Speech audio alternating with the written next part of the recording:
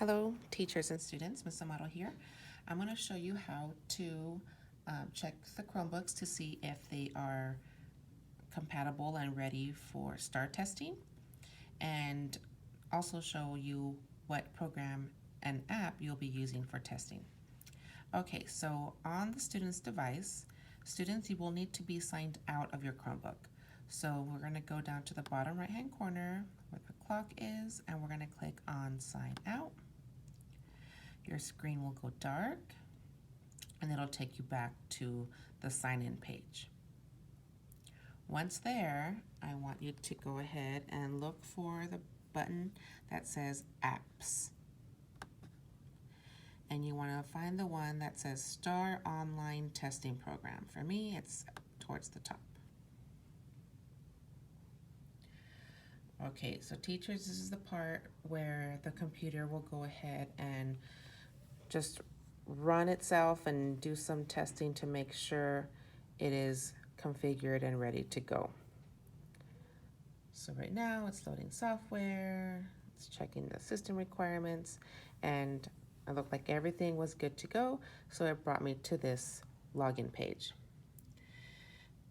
And this page, boys and girls, might look familiar, especially to those of you who were here when we were doing interim testing. This is the same program, but instead of being browser-based using Chrome, this time we're using the STAAR application, which pretty much locks your device. That way you're not, able to access the internet and all that stuff.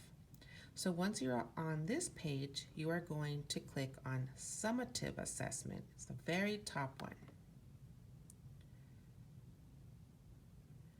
And then on the day of your test, you will be given a test ticket that has your username, your password, and the session ID number. If you get an error message that says incorrect or check again, please make sure you check all these 3 fields, because I bet you anything it's probably just a typo. Maybe you forgot a number, maybe you put an extra number.